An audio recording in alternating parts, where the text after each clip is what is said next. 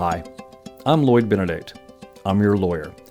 I made this short video to help you understand a couple of concepts that I'll be implementing on your case to build your case. The best way to maybe explain it is I'm more of an artist really than a lawyer. My 32 years of experience has allowed me to use that in shaping a case. Like clay on a potter's wheel, I'm going to be shaping your case, which is your evidence, to make a masterpiece that I can sell the insurance company or, in the alternative, sell to a jury. Fortunately, 75% of the cases I handle, I'm able to settle without even filing a lawsuit. But there's a few things that we can do to ensure that you're going to be within that 75% of the caseload that I have. But before I do that, let me talk about our office. My office is located on the northwest corner of 101st and South Sheridan. The address is 10032 South Sheridan, Suite O. My phone number, 918-477-7000, is always available between 8:30 and 5 o'clock for any questions you may have. Our email address is pretty simple. It's info@mycrash.law. Any emails that you send will be answered the same day. Of course, you can always come visit the office anytime you'd like to schedule an appointment, but the easiest way and the fastest way to get answers, of course, is the telephone or emails. It's also helpful to understand how my office works and who my team members are that will be assisting me on your case. First, there's myself. As your lawyer, it's my primary responsibility to develop a legal strategy and implement that, and to determine what type of evidence is needed to be the strongest evidence that we can produce to the insurance company. What we're doing basically is we're collecting a legal thing called damages. Damages are medical bills, lost wages, lost consortium, permanency, permanent impairment, disfigurement, out-of-pocket expenses, and future damages.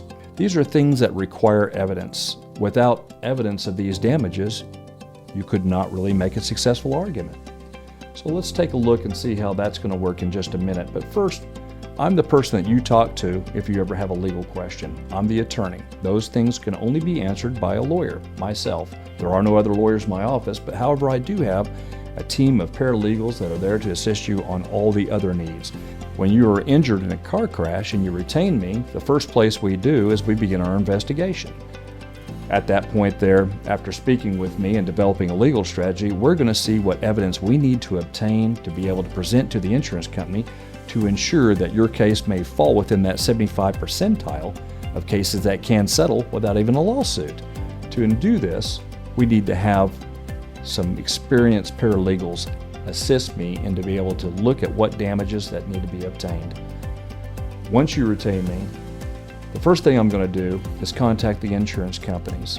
All the insurance companies. That includes the insurance company of the at-fault party, as well as your own insurance company or any other insurance company that might have benefits that might afford to provide compensation on your case. Again, they're going to require some sort of evidence, which we'll be obtaining along the way of the case.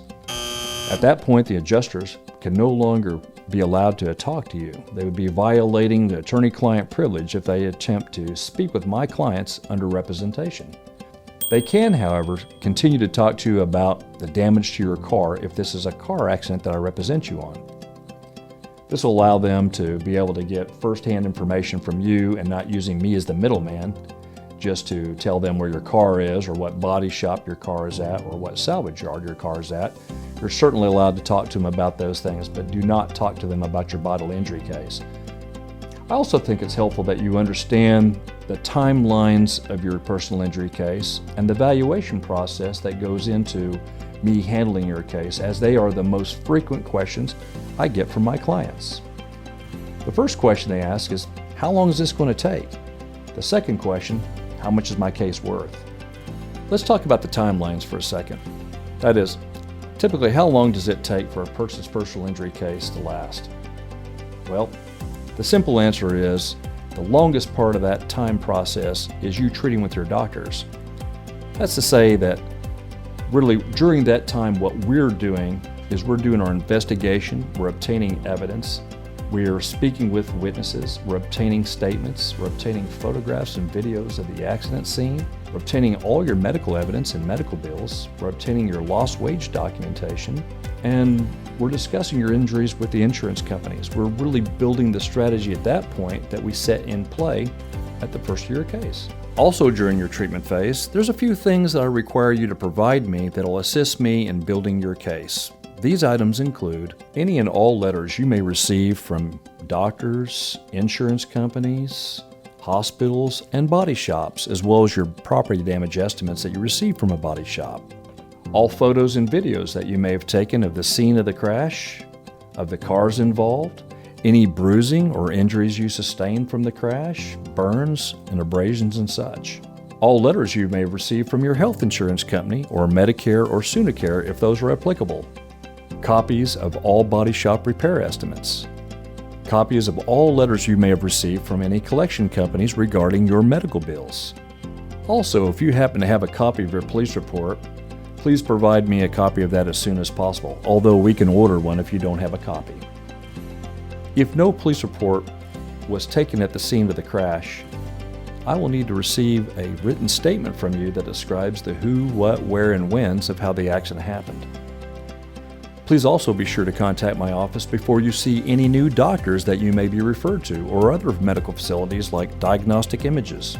By doing so, you'll learn whether that physician or facility will be beneficial for your case. Believe it or not, there's doctors out there that actually can harm your case because they don't like being involved in personal injury cases. Finally, it's extremely important to contact us upon you being released from all your doctors. This allows us to go to the next stage where we can obtain the final medical documentation to evaluate and move on to the demand stage, which is then contacting the insurance companies, providing them all the strong evidence we've obtained, and begin the negotiation process. Once the insurance company receives my demand package, it typically takes them about 4 to 6 weeks to evaluate it and enter into negotiations. If we prepared our case correctly and provided them with the strongest evidence that we can obtain, this makes the matter move quicker. As I mentioned earlier, approximately 75% of my caseload can be settled without even filing a lawsuit, but there are a few items that we can do to ensure that your case stays within that percentile. These things would include like not over-treating for your injuries, keeping a daily log of the activities that you could not perform or you had difficulty performing. We refer to that as ADL, which stands for Activities of Daily Living, and that'll be discussed with you in greater detail as your case progresses. Also, try to stay off social media. Insurance companies have been wise to investigate and look those items up to see what type of activities you may be performing. Also, be sure not to miss any of your doctor's appointments. When the insurance company sees gaps in treatments like that, they interpret that to mean that you're not as injured as what's being reported. So let's talk about the next question that my clients commonly ask me. How much is their case worth? That question is not easily answered, but there's a lot of things that do add some certainty to that. We know that there's damages that can be quantified, like medical bills, lost wages, out-of-pocket expenses. Then we get into the other things such as pain and suffering and mental anguish and loss of use and loss of consortium and permanency and future damages. All those items that we've mentioned do require evidence. If you do not have evidence that supports that, most likely we won't be able to recover compensation for those items. However, my experience allows me to be able to make predictions and to size up the value of the cases just based on the over 25,000 cases I've handled since 1987. This allows me to make predictions again as to where maybe the negotiations might head. However, it depends on if your case was properly worked to that point, how strong the evidence is. There are factors that come into play that can devaluate the case, and there are factors that come into play that can add value to the case. So let's take a look at those factors. So some of the factors that can actually harm the value of your case are things like what we call impact versus injury. Now let me explain that. The lesser amount of damage to your car, there's a presumption by the insurance company that there should be a lesser injury or no injury at all. So let's be sure to address that early on in our case strategy, that you shouldn't take the insurance company's word for what the damage to your car is. You need to find an independent body shop that'll tell you exactly what the cost of repair is that's not on the insurance company's favored list. So be sure to pick a body shop that's going to be favoring you and not the insurance company. Another factor that can harm the value of your case is delay in treating or gaps in your treatment. Insurance companies are specifically looking for those, and that could lessen the value of your case. Pre-existing conditions are another area that the insurance companies are looking for. So if you've had a recent previous injury to the same body part, they're going to do what they can to learn of that and evaluate your case or blame your injury from the collision on a previous injury. Treating too much for the injury is another problematic area. The insurance companies are looking for usual and customary treatment or overpricing from the physicians themselves. I refer to this as the $5,000 Band-Aid. And as I explain to my clients, what that means is if you go and scratch your hand in a crash, you go to a doctor, he puts a Band-Aid on it and sends you a bill for $5,000, the insurance company is going to immediately protest that and say, look, the average charge for that should have been a $150 office visit. That's all we're going to include into our evaluation. Be sure not to get caught in that. You are the gatekeeper of your treatment. You know when your treating is adequate. You know when you're treating too much. If your pain levels while you're going to the doctor are from a scale of 1 to 10, and you're telling the doctor that you're now pain level at 1, 2, or 3, the insurance company will be looking for a release around that time. Keep that in mind. Use that as a gauge as to when treatment should be adequate. At the same time, balance it with what your doctor is saying. They are the treating doctor. They are trying to provide a treatment plan that's going to be successful for you. However, feel free to question them anytime you feel like there needs to be changes in that treatment plan, or possibly even shorten it if you've healed quicker than anticipated. Another area that we look at is the insurance company of the defendant having inadequate limits. In the state of Oklahoma, the minimum limits is $25,000 per person. That's the most that insurance policy will ever pay. For example, if you had $26,000 in medical bills, the insurance company can only pay $25,000 of it. One of the most significant factors to include in increasing the value of the case is whether you are impaired and whether we have evidence to prove that impairment. This requires the doctor records to discuss those things. We look for impairments of sitting, walking, standing, bending, lifting, and if there's a restriction for that and how long it is. If your injuries are considered permanent, we should be able to make an argument that you're going to be impaired for the remaining days of your life. Other factors would include missing work due to your injury.